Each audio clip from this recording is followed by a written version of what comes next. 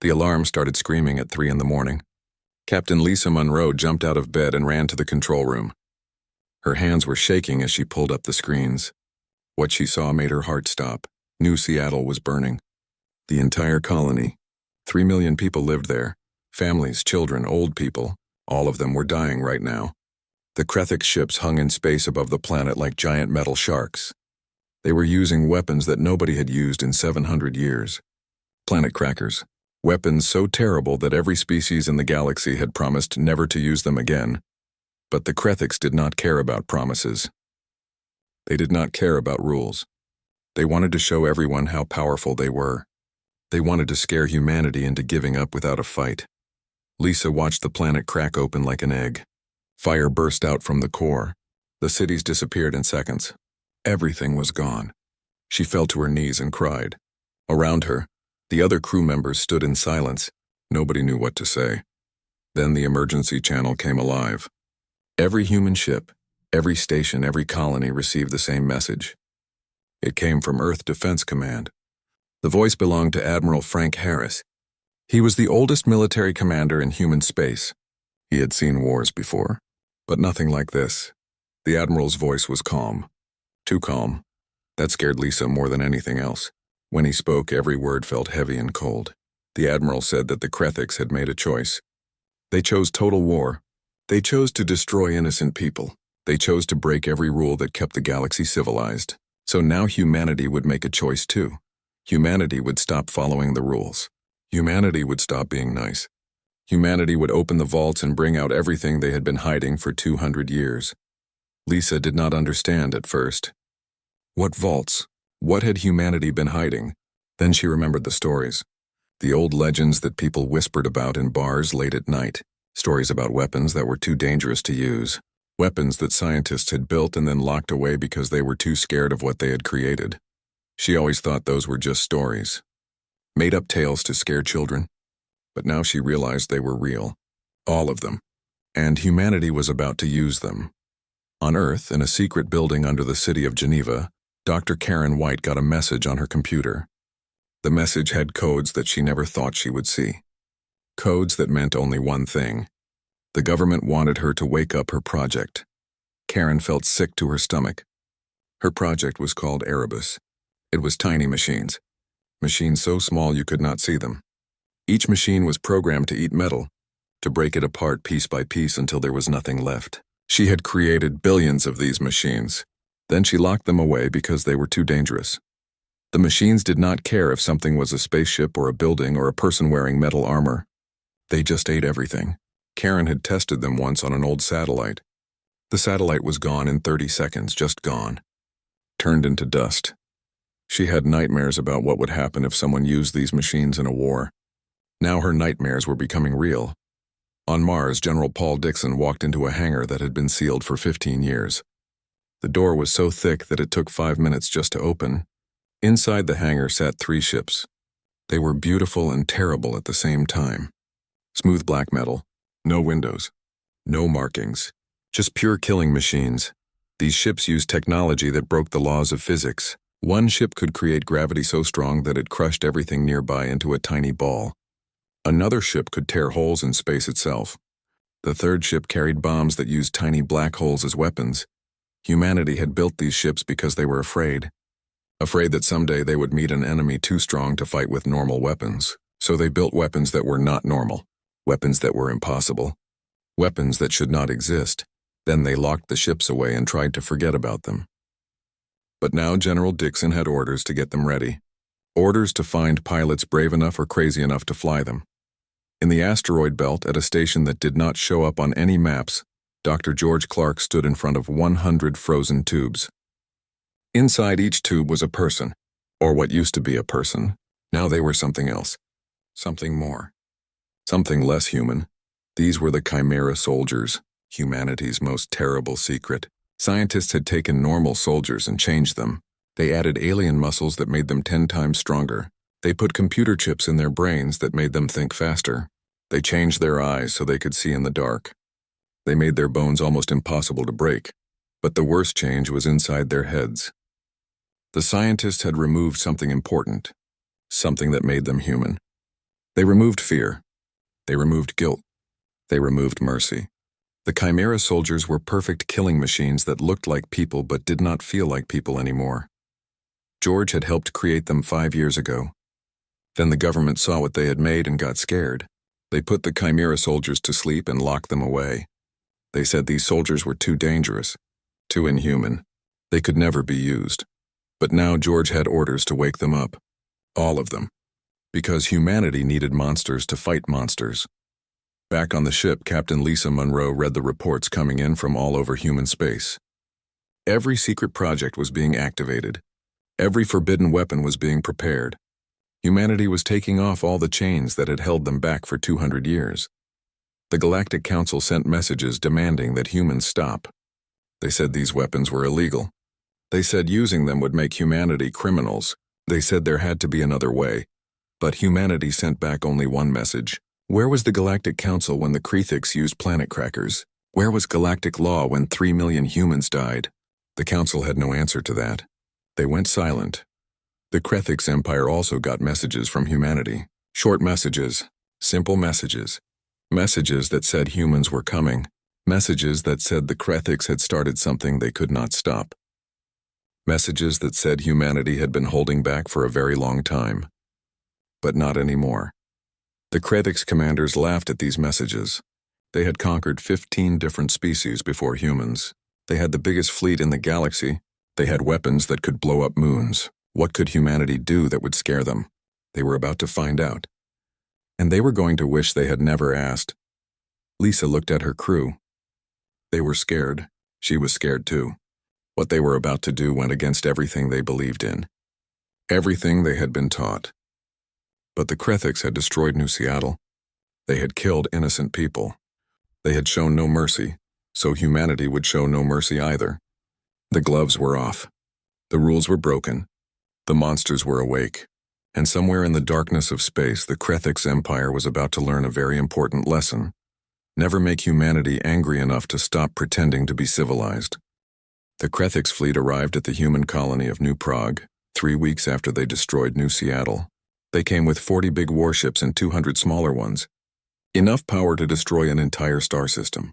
The Krethiks commander was named Zek. He had fought in 20 battles before this one. He had never lost. Zek looked at the human ships waiting for him. Only 12 ships.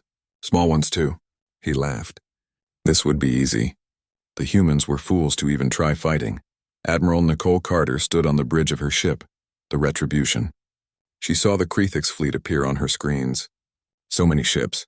So many weapons. A month ago, she would have been scared. She would have tried to run. But not today. Today she had something new. Something the Krethiks had never seen before. Something that would change everything. Her communications officer spoke. The Krethiks were sending a message. They wanted the humans to surrender. They promised to let the colony live if Admiral Carter gave up her ships right now. Nicole smiled. It was not a nice smile. It was the smile of someone who knew a secret. A terrible secret. She told her officer to send a message back. Just 3 words. No surrender. Only war. Then she gave the order. Launch the Erebus packages. From the bottom of the Retribution, 12 small boxes shot out into space. They flew toward the Krethiks fleet. They were small. They looked harmless. The Krethiks sensors thought they were just empty boxes. Maybe sensor equipment. Nothing dangerous. The boxes got close to the Krethiks ships. Then they opened. Nothing seemed to happen at first. The Krethiks commanders looked at their screens and saw nothing. No missiles, no beams, no explosions. They started to laugh again. What kind of weapon was this? Then the lead Krethiks battleship started to change. Its hull began to look strange, like it was getting old very fast. The metal turned gray. Then it started to flake away. Piece by piece. Layer by layer, inside the ship, alarms started screaming. The crew ran to their stations. They did not understand what was happening. The ship was falling apart. But there was no enemy fire. No damage from weapons. The ship was just disappearing. Commander Zek watched in horror as his flagship died. In 20 seconds, the entire front section was gone. In 40 seconds, half the ship had vanished. In 1 minute, there was nothing left but floating dust. The nanites were doing their job. Billions of tiny machines too small to see, each one eating metal, breaking it down into basic atoms. The Krethix shields were useless against them. The nanites were too small to stop. They just flowed through the shields like water through a net. Ship after ship started to dissolve. The Krethix crews tried everything. They fired their weapons at nothing. They tried to run, but the nanites were already inside their ships. Already eating. Already killing. In 5 minutes, half of the Krethix fleet was gone, just gone. Turned into clouds of dust floating in space. The surviving ships turned and tried to escape. But Admiral Carter was not done. She sent another signal. This one went to Mars. On Mars in the sealed hangar, 3 black ships came alive. Their engines did not make normal light. They made darkness, like they were sucking light out of space instead of creating it. The pilots climbed inside. They knew what these ships could do. They had trained for this moment for years, hoping it would never come, knowing it probably would. The 3 ships had names: Oblivion, Cataclysm, Apocalypse. Names that meant the end of everything. They jumped through space in a way that normal ships could not. 1 second they were near Mars. The next second they were in the middle of the running Krethix fleet. The Oblivion fired first, but it did not fire bullets or beams. It fired gravity. It created a spot in space where gravity was so strong that nothing could escape. Everything nearby started to get pulled in. 5 Krethix cruisers got caught. They tried to use their engines to escape. It did not work. The gravity was too strong. The ships got pulled closer and closer together. Their hulls started to crush. The metal screamed and bent. The ships got smaller and smaller as the gravity squeezed them like a giant hand. In 30 seconds, 5 huge ships became a ball of metal the size of a car. Then the gravity stopped and the ball exploded. The explosion destroyed 3 more ships. The Cataclysm used a different weapon. It made a hole in space. Not a normal hole. A hole that went to somewhere else.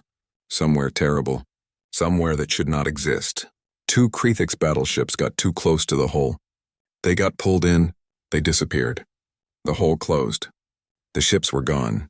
Not destroyed, just gone. Sent to a place where the rules of normal space did not work. The Apocalypse launched its missiles. Each missile carried something impossible. A tiny black hole. The black holes were frozen in time by special technology. When the missiles hit Krethix ships, the technology turned off. The black holes came alive for just a moment. Just a tiny fraction of a second. But that was enough.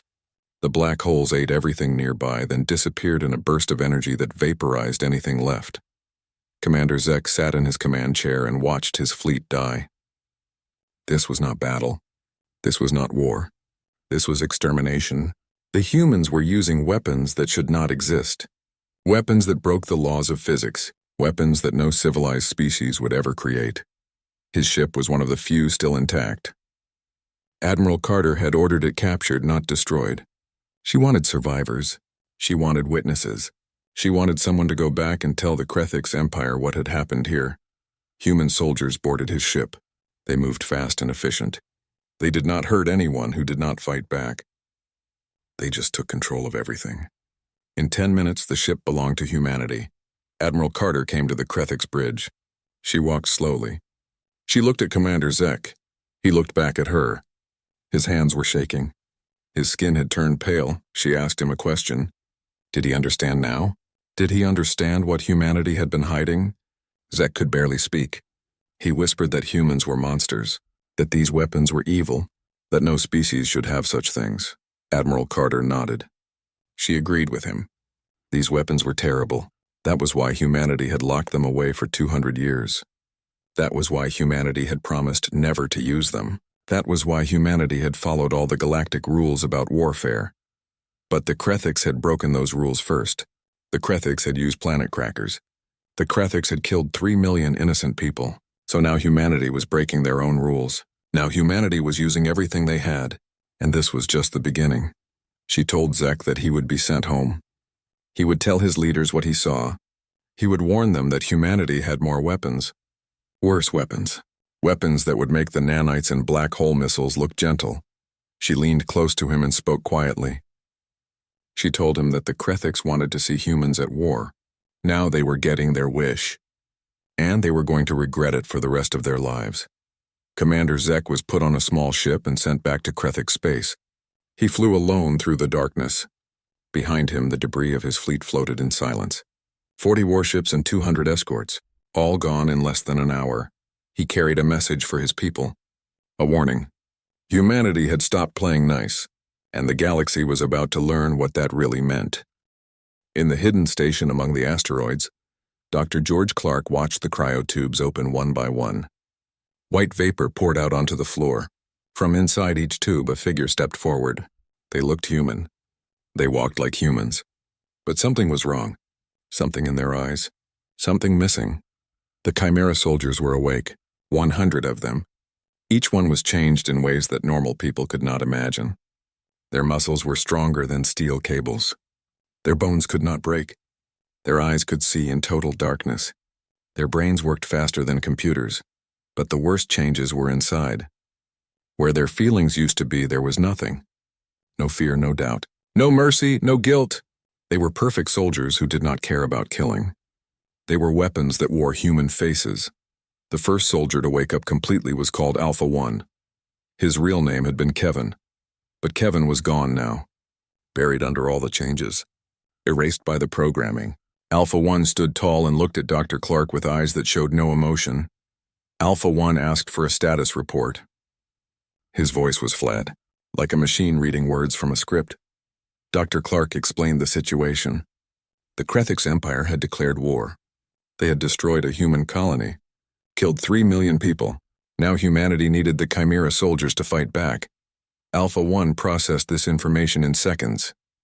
His enhanced brain ran through thousands of battle plans, calculated odds, predicted outcomes. Then he simply said that the mission was acceptable. They would eliminate the threat. Behind him, the other 99 soldiers finished waking up. They stood in perfect rows, not talking, not moving, just waiting for orders, like machines waiting to be turned on. Dr. Clark felt cold inside. He had helped create these soldiers 5 years ago. Back then, humanity was afraid of enemies that might be too strong.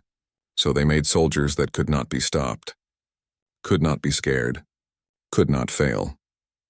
Then the ethics committee saw what they had created. They saw soldiers who had no humanity left inside them, soldiers who would follow any order without question, soldiers who would kill anyone without feeling anything. The committee had been horrified. They shut down the project, put the soldiers to sleep, locked them away forever, but forever had just ended. Because now humanity needed monsters. 2 weeks later, the Chimera soldiers got their first mission. The Krethix had taken over a planet called Terminus 6. They built a huge base there, 5,000 Krethix soldiers, enough weapons to attack 10 human colonies. A normal human army would need 20,000 soldiers to attack that base, maybe more. And thousands of humans would die in the fighting. But humanity did not send a normal army. They sent 100 Chimera soldiers. The soldiers landed on Terminus 6 at night. They moved through the darkness like ghosts. Their enhanced eyes saw everything. Their modified ears heard every sound. They communicated without speaking, using computers in their heads.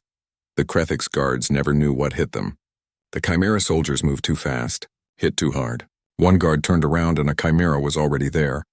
One punch. The guard fell and did not get up. His armor was crushed. His bones were broken. The alarm went off. The whole base came alive with light and noise.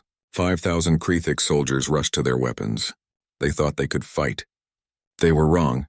Alpha 1 walked down a corridor while plasma fire shot past him. His personal shield absorbed the hits.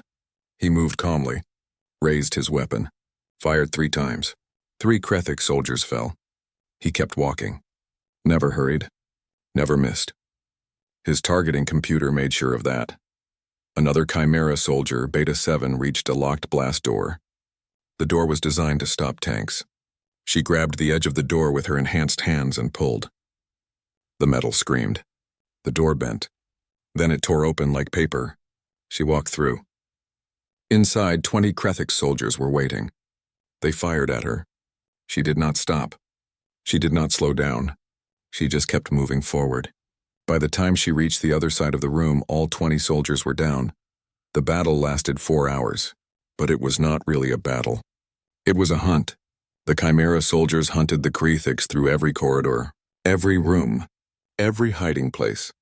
The Krethix tried to fight. They tried to run. Nothing worked.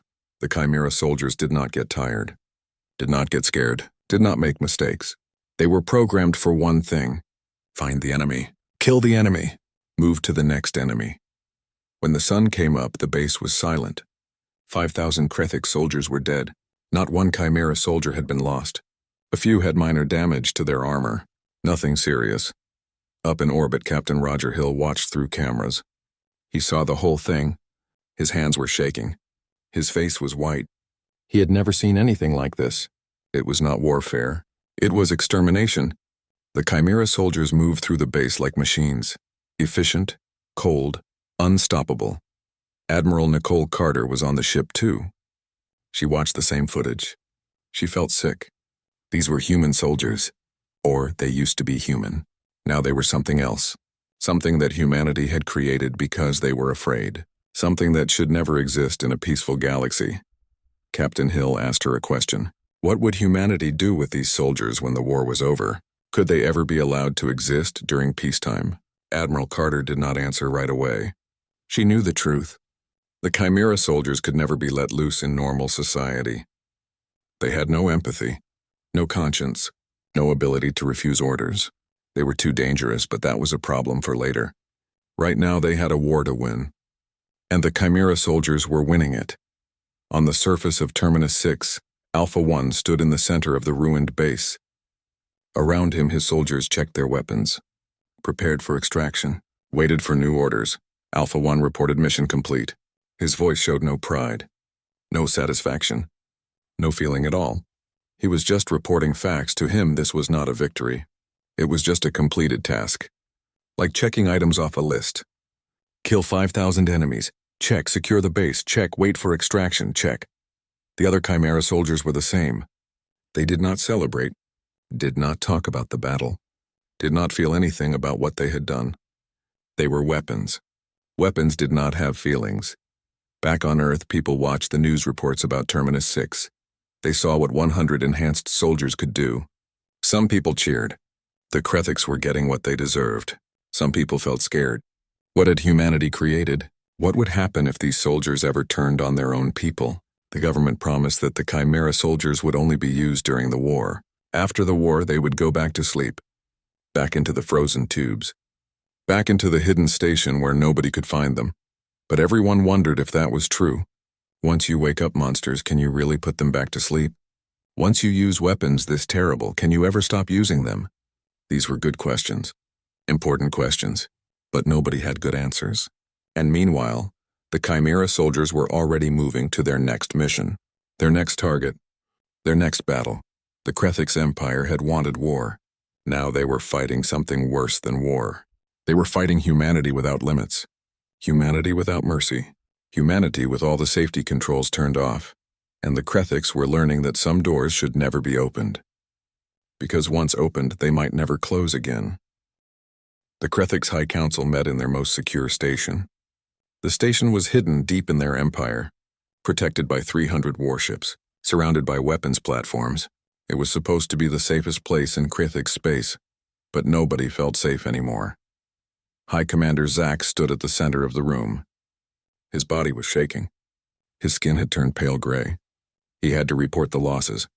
27 fleets destroyed, 15 bases captured or destroyed, 50,000 soldiers dead, and the humans were still advancing. High Counselor Thex sat in her chair and listened. She was the one who had ordered the attack on New Seattle. She thought it would scare the humans. Make them surrender quickly. She was wrong. Very wrong. She asked how this was possible. Human intelligence said they were peaceful. They signed all the galactic treaties. They followed all the rules. How could they have such terrible weapons? Intelligence Director Vex spoke quietly. He explained that humanity did follow the rules. Because they chose to, not because they had to. The humans had spent 200 years building weapons in secret. Weapons too terrible to use. Then they locked those weapons away and promised never to use them. The Council thought this made humans weak. They thought following rules meant humans were not dangerous. They were wrong. Vex pulled up data on a hologram. He showed the Council information about Earth history. Humans had a word for what they did: deterrence. The idea was simple. Build weapons so scary that nobody would dare attack you. Make weapons so terrible that just knowing they exist prevents war. The humans built their deterrence weapons. Then they waited for someone to force their hand. The Krethiks had forced it. Now humanity was using every weapon they had developed. Every terrible thing they had created to prevent war was being used to win one. The room went silent. Every member of the council understood now. They had made a terrible mistake. They attacked a species that looked peaceful, but was actually just choosing not to be violent. Now that choice was gone. Economic Minister Drax asked if they could negotiate. Maybe offer peace, pay for the damage. Promise never to attack humans again. Vex shook his head. They already tried. The humans refused to talk. They said they do not negotiate with species that commit genocide. They said the Krethiks must surrender completely or be destroyed. Meanwhile, in human space, Commander Jake Morrison stood in the war room on Earth. Giant screens showed the current state of the war. Human forces were pushing deep into Krethiks territory. Every battle was a victory. Every fight ended with Krethiks forces either dead or running away. Lieutenant Amy Foster reported new information. Multiple Krethiks fleets were trying to surrender. They were broadcasting white flags, begging humans to stop the attack. Jake felt no joy in this, no satisfaction, just cold determination. He ordered the forces to accept surrenders but keep moving forward. They would not stop until they reached the Krethiks' homeworld. Amy reported more news. The Galactic Council was demanding an immediate ceasefire. They said human weapons violated every warfare convention in the galaxy. They said humanity must stop fighting and come to the negotiating table. Jake replied that the Council could demand whatever they wanted. The Krethiks used planet crackers on civilian populations. They killed 3 million innocent people. They opened the door to total war. Humanity was just walking through it. Admiral Nicole Carter agreed. The galaxy had spent centuries telling humans to follow their rules, to fight their way, to limit their weapons, and humanity did, because they wanted to be part of the galactic community. But those rules only worked when everyone followed them. The Krethiks broke every rule, every treaty, every standard of civilized warfare. So humanity stopped following rules that clearly meant nothing. Lieutenant Ben Carter spoke from his station. A transmission was coming in from the Krethiks High Council. They wanted to talk directly with Earth's government. Jake ordered the transmission put through. The main screen changed to show High Counselor Thex. She looked small, defeated. Her body language showed submission. Thex spoke carefully. She said the Krethiks wanted to discuss terms of cessation, terms to end the fighting. Jake corrected her. Not cessation, surrender.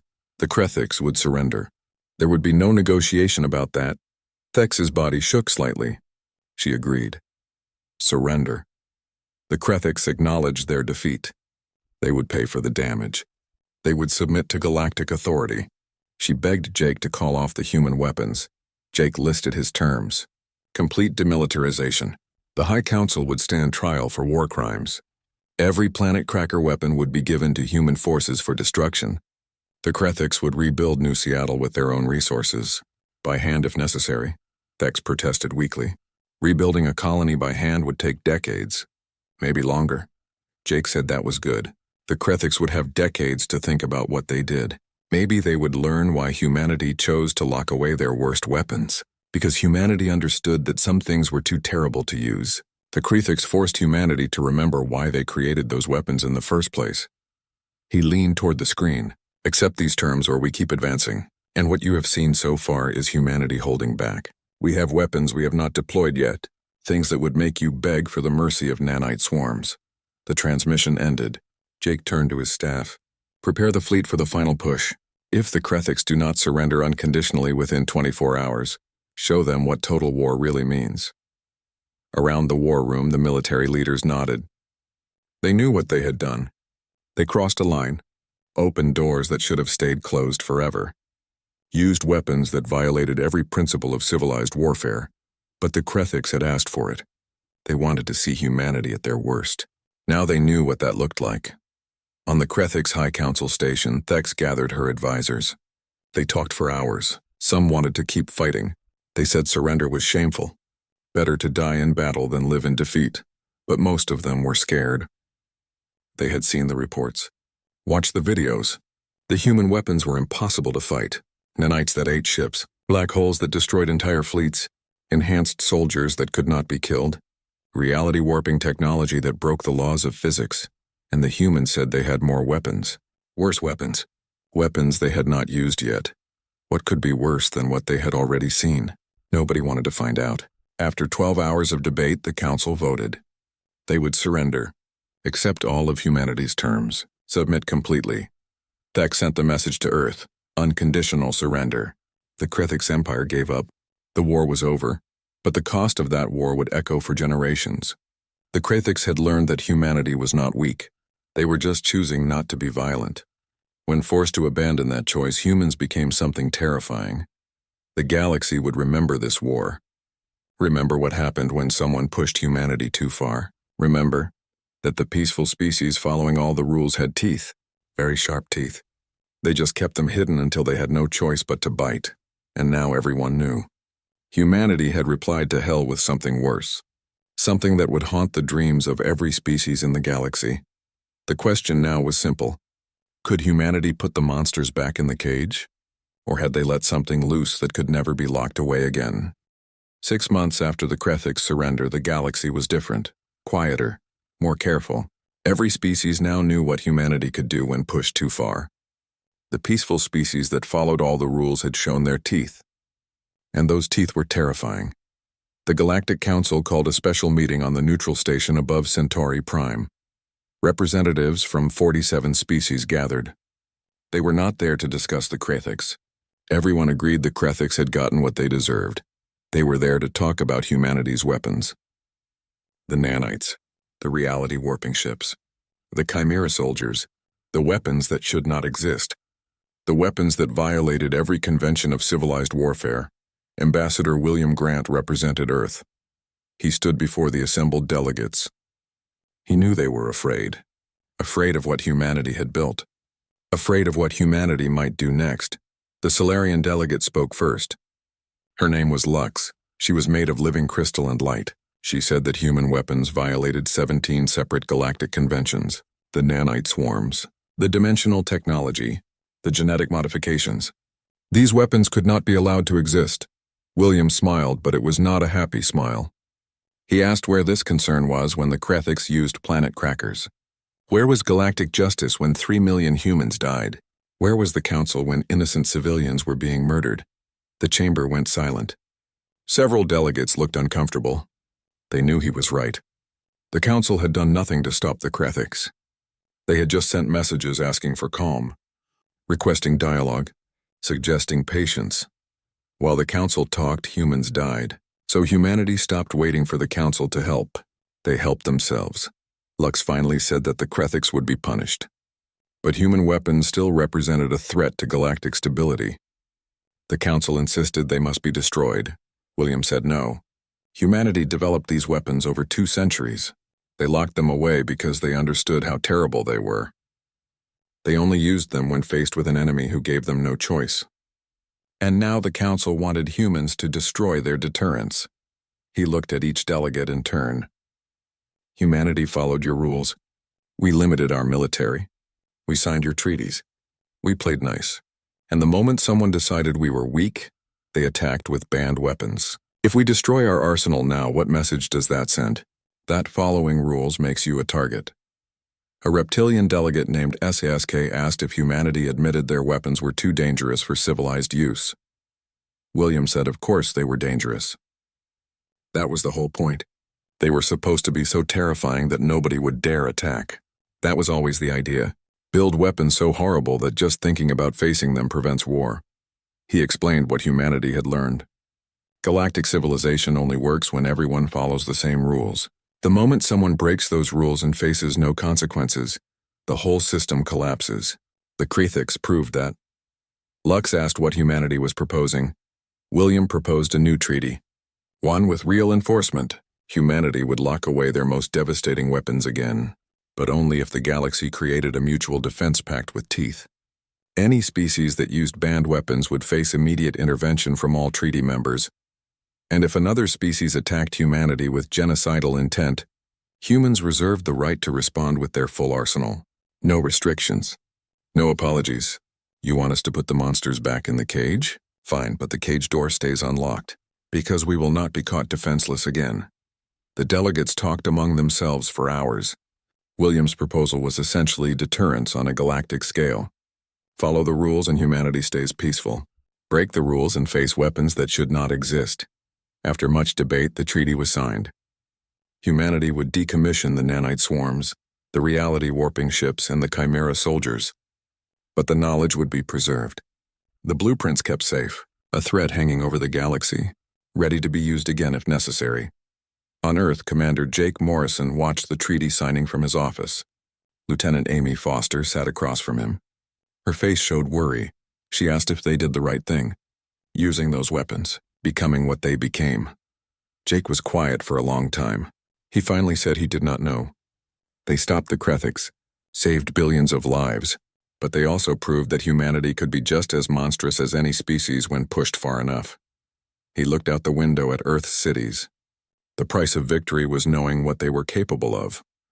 They could not unknow that now, could not pretend to be just peaceful explorers anymore. The galaxy had seen what humans could do when they stopped holding back. Amy asked if that was such a bad thing. Maybe fear was better than friendship if it prevented war. Jake replied that maybe she was right. Or maybe they just became the monsters they always feared. Time would tell. In the facility beneath Geneva, Dr. Karen White oversaw the shutdown of the Erebus project. The nanite production systems were being taken apart. The research put into secure storage. The weapons returned to their cage. But as she watched the last machine go dark, she wondered if they would stay in that cage. Humanity had tasted total war now, had used weapons designed to horrify, had proven they could win by abandoning every principle of civilized warfare. Could they really go back to being peaceful? Could they pretend those weapons did not exist? Could they forget what they had done? On Mars, General Paul Dixon sealed the hangar again. The Oblivion, Cataclysm, and Apocalypse sat dormant.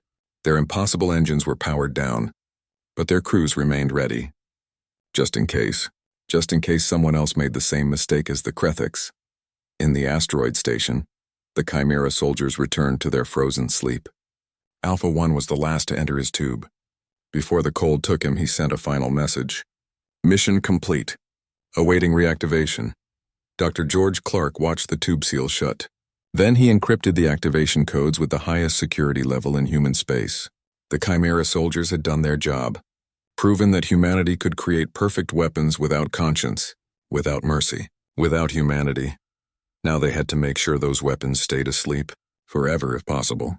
But everyone knew the truth. The soldiers would wake again. Maybe not today, maybe not for 100 years. But someday somewhere humanity would face another threat. And when that happened, the Chimera would rise again. The war was over. Humanity had won. But victory came with a price that would echo through the centuries. The galaxy asked to see what humans could do when pushed to the edge, when forced to abandon restraint, when made to unleash hell. Humanity showed them, and now everyone had to live with that knowledge. The knowledge that the peaceful species following all the rules had weapons that could break planets, tear holes in reality, and create soldiers without souls. The weapons were locked away again. But the locks were not as strong as before. The doors were not sealed as tight, because humanity learned an important lesson too. Being nice only works when everyone else is nice too. And in a galaxy where some species would use planet crackers on innocent people, being nice could get you killed. So humanity would be ready. The monsters would sleep, but they would not sleep deeply. And if anyone ever made the mistake of attacking humans again, of thinking they were weak, of believing that peace meant defenseless, those monsters would wake up very quickly. The Krethiks learned this lesson the hard way. They unleashed hell hoping to scare humanity into submission. Instead, humanity replied with something worse, something that would give the Krethiks nightmares for generations. And that reply would shape the future of the galaxy. Because now every species knew the truth. Humanity was not weak. They were not defenseless. They were just choosing to be peaceful, but that choice could change very quickly. And when it did, the universe would see something it had never seen before. Humanity without limits, humanity without mercy, humanity with nothing left to lose. That was the price of peace now. The promise of war. The threat that kept everyone honest. And it would have to be enough.